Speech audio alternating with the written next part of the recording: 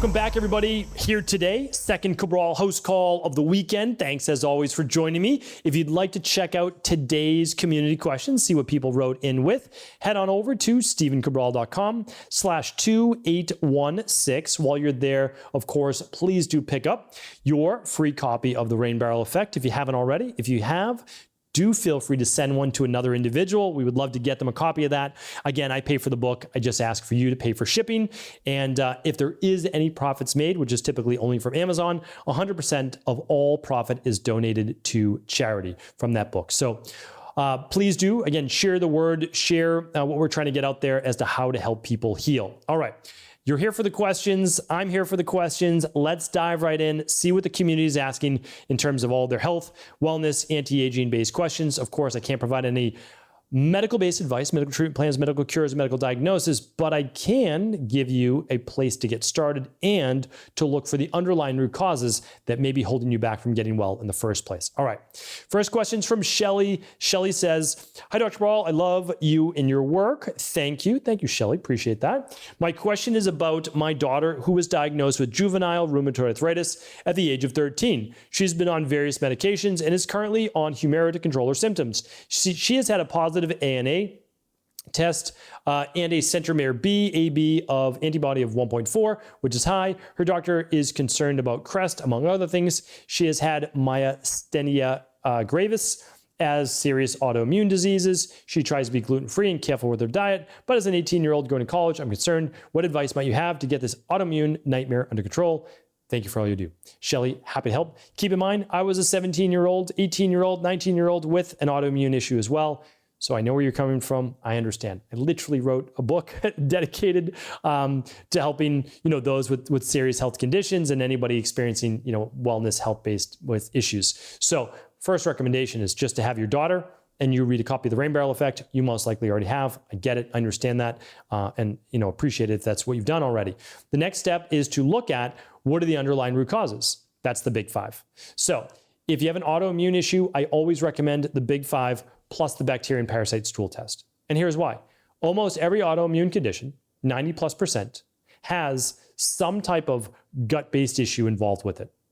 Leaky gut, aka increased intestinal permeability with either SIBO, candida overgrowth, H. pylori bacterial infection, or parasites. Or if you're lucky, like I did, I had all three, or I had 3 out of 4. Okay, so we need to fix that. Your immune system's always gonna be imbalanced until your gut if your gut's imbalanced, because 80% of your immune system is in and around your gut, and it's always going after those pathogens, which leads to an elevated immune response. And if you have intestinal permeability, bacteria, proteins, et cetera, seep through the gut wall, and it always heightens the immune response. Autoimmune issues can never be overcome if that's not fixed. So that's our first place. The second is we look for other toxicity. That's why 14, 21-day functional medicine detox is a great first place, right? And the reason is that we want to begin to remove a lot of the detox-based toxins in their body, like plastics, excess estrogens, flame retardants, xylene, benzene, all of the 100,000 man-made chemicals in the environment, right? Everybody has some. So we want to help lighten that load, begin to empty the rain barrel. And we want to look at overall stress, plus heavy metals. And so the big five will look at those. And so that's how honestly, that's how we help. That is how people get well. I no longer have rheumatoid arthritis because unfortunately, I didn't have this information for years, but now it's available. And so that's why I try to pass it on to other people too. All right, so that's what I recommend. Run the big five, then do the 21-day functional medicine detox. Then by that time, you'll get your results back. After you get your results back, you'll have a personalized plan.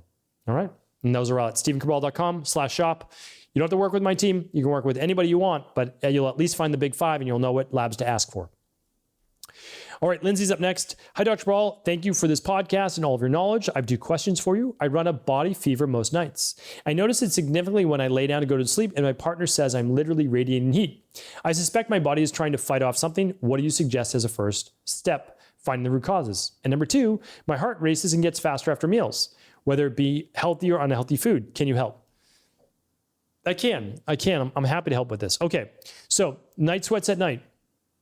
Estrogen dominance, low progesterone. Higher levels of cortisol, lower levels of melatonin. Potentially parasites, potentially virus, potentially viral load, potentially higher toxicity load. typically more fight or flight. Those are the main ones that come to my mind. And so now you don't have all of them. We have to narrow those down. So the 2 lab tests that would narrow this down are the bacteria and parasite stool test and the stress, mood, and metabolism test. Yeah, so those would tell you all about estrogen dominance, cortisol, et cetera, parasites, et cetera. Okay, so those 2.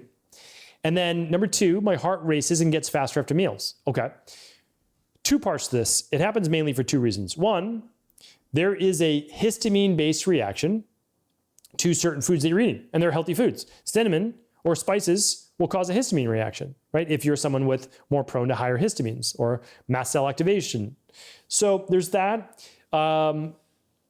Yeah, that's one of the big ones because it can be healthy foods, anything smoked, fermented, or aged like spices.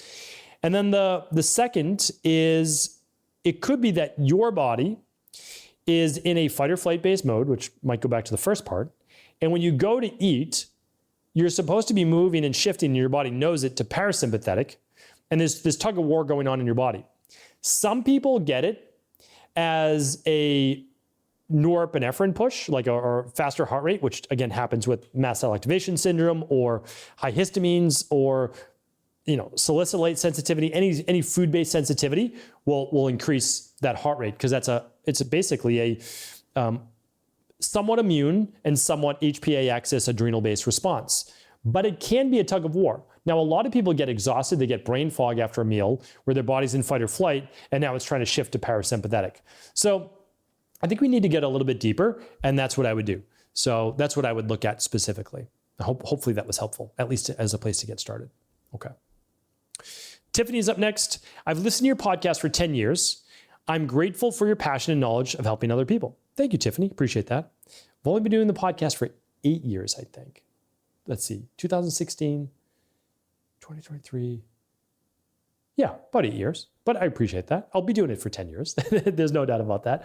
And I'm grateful for your passion. Thank you, Tiffany. I appreciate you. I'm obviously just joking around with you. An older friend of mine had to have an emergency surgery to remove a non-cancerous infected mass from her bowel, and it has been on constant antibiotic drip for 2 weeks. The IV was just removed, and she is home with a drainage bag still attached to the outside of her body to help get rid of the infection. When I found this out, I immediately ordered her the Clean Gut probiotic, Saccharomyces boulardii, and a 7-day detox. I was also able to talk to her into the big 5 to get the root cause. She then mentioned she has chronic myeloid leukemia. I tried to research your podcasts on this with no luck. Let's see, lab results will soon reveal, but want to get any advice on CML in your podcast, much appreciated. All right, happy to help with this as well. And I don't know that we've talked about chronic myeloid leukemia as much, but we're happy to. It is a little bit different type of leukemia, is more of a blood-based cancer than a hard tumor-based cancer. There is a difference. This can be in the bone marrow versus a hard tumor, like a mass that she just found in her bowels.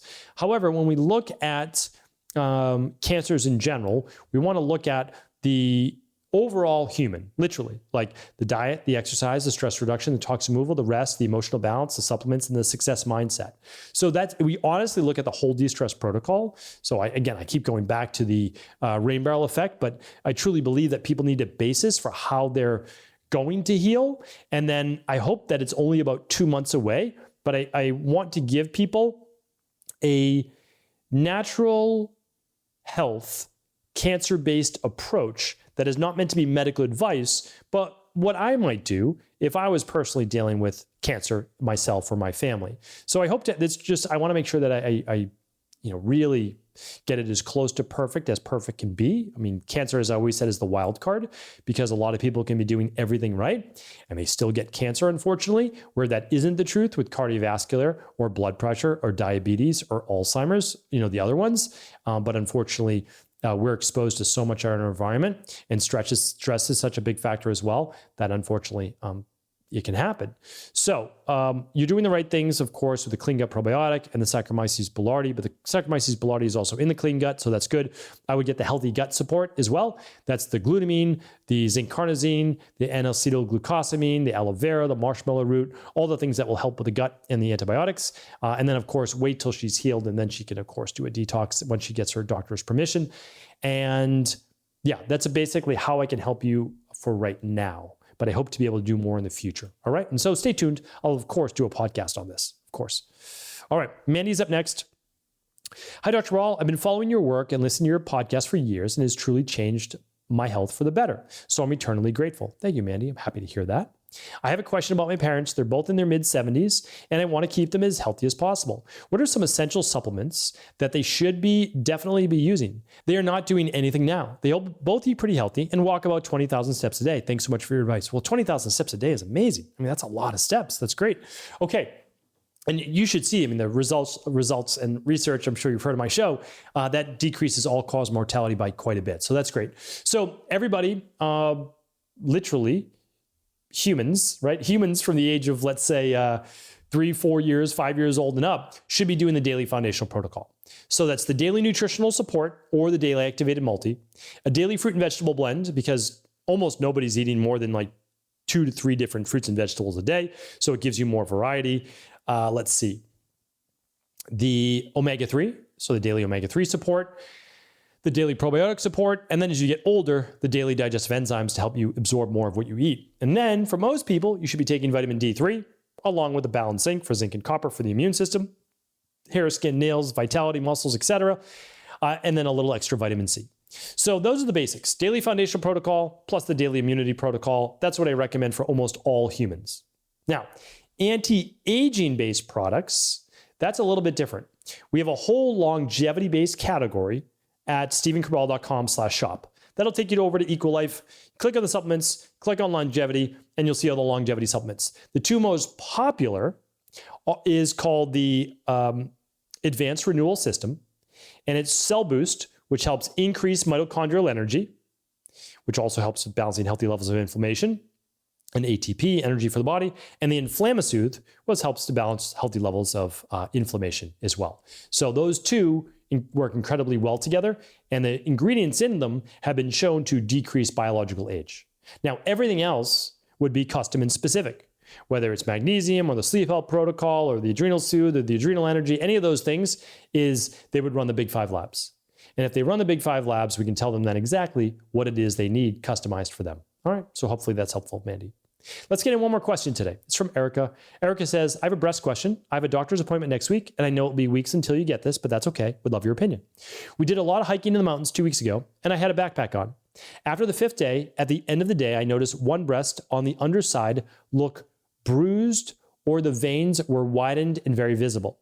I've never had this before. The dark blue will be very light in the morning, but after exercising, it's back darker again, and only on the underside of the boob. Any idea what is happening? Okay. Yes, this could be, again, I can't give you any medical advice, but this could be a very straightforward explanation. When you wear a backpack for an extended period of time, it presses on what are the pectoral muscles. But under the pectoral muscles, under the armpit area are the lymph nodes. And there's a lot of blood flow and circulation that moves from the lymph nodes to the breast. That's what removes waste. And the circulation, which brings nutrients and free, clean, oxygenated blood to the breast as well. What most likely was happening on your hike is that you were holding your backpack or the straps were tight, cutting off circulation, at least on one side, and that was causing then the veins to become widened, engorged with blood, and also darker, showing potentially not as well oxygenated blood. Now, again, that's my simple explanation. Simple is often the answer, but not always. So it is good that you're going to have this looked at with your doctor.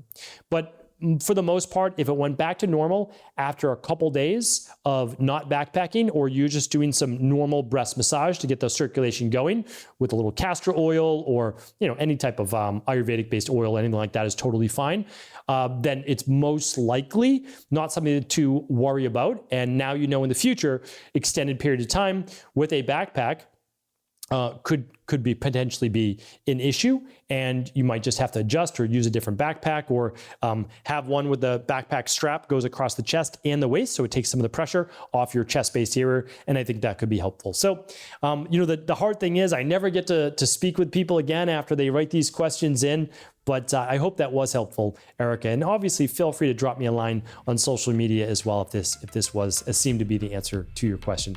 Thank you, everybody. I appreciate you. We have the best community in the world. I thank you so much, and I'll be back tomorrow on our Mindset and Motivation Monday. Take care.